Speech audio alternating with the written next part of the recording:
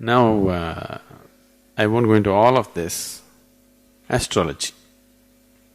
What is it that you're trying to do?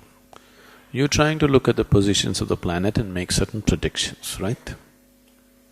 I want you to understand, most of the time, people who make good predictions are people who, tell you about the past very clearly, or some people tell you tomorrow what's going to happen very clearly. They're not doing it looking at the planets, they're doing it looking at you. A certain intuitiveness is there in a certain person, he says. Instead of teaching this yoga, if I sit in Chennai and just predict people's future, I will tell you in the next 10 years exactly what will happen in your life. Within 3 days, I will have a reputation that half the Chennai will be standing in queue. Very easily I can do that. But in the yoga center also there are people who have been into so much sadhana, they can do such things. If they ever do such things, I will finish them. We won't let them go on with that nonsense. We'll immediately chuck them out of the place. Because by predicting somebody's future, you don't alter the quality of his life in any way. You don't bring any kind of true well-being.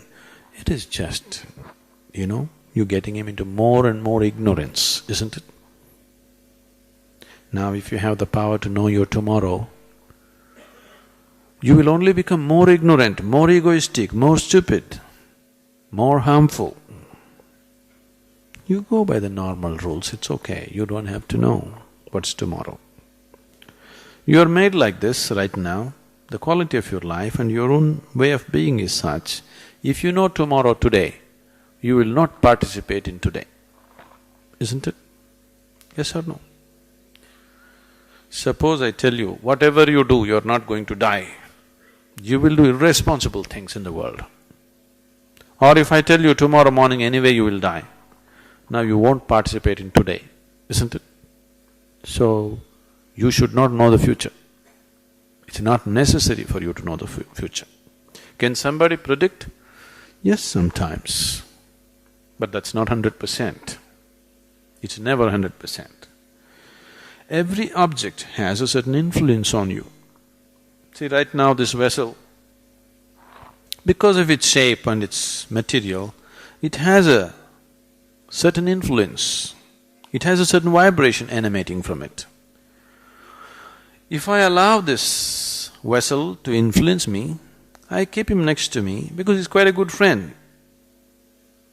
I'm not keeping a plastic pot because I don't like the things that he says. I keep this one because, he's saying pleasant things.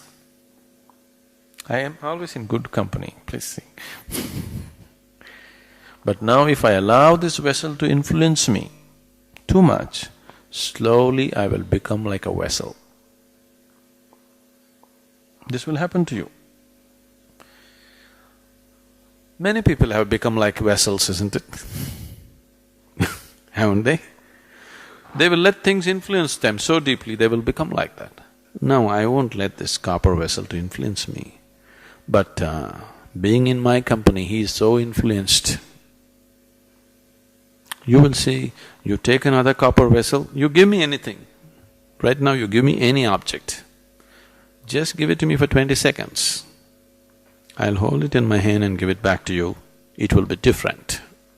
If you're sensitive, you can feel it is distinctly different. So, the question is just this, will you allow objects to influence you or will you influence the objects? Something else. The planets definitely are large objects, so they have certain vibrations, they have some influences on everything around them. If they're close to this planet, yes. Do you know, on Paurnami and Amavasya days, full moon day and new moon day days, people who are little mentally disturbed or imbalanced become much more imbalanced? Yes? Even the ocean is going crazy, isn't it? Do you all go crazy? Twice a month?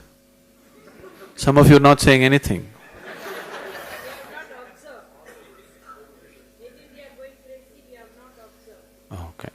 Twice a month if you're going crazy, you would have observed. Anyway, please ask your family, they will tell you. Now, compared to that person who has an imbalanced mind, you are much more stable, much more established. Wherever the moon goes, you don't go crazy. If you're much more established, wherever any planet goes, you don't go crazy, that's all. The purpose of your life, the destiny of your life is fixed by you and nothing else but you.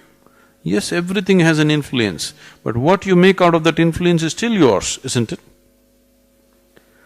But if you're going to be pushed around by inanimate objects, yes, you can be pushed around. To that extent it is true. I am saying, when the divine is functioning within you, when the creator is functioning within you, why are you allowing inanimate things to influence your life? If you allow this dimension to flower in you, you will see life happens fantastic. Let the stars go anywhere, let the planets go anywhere, you will go only where you want to go. You want to go where you want to go?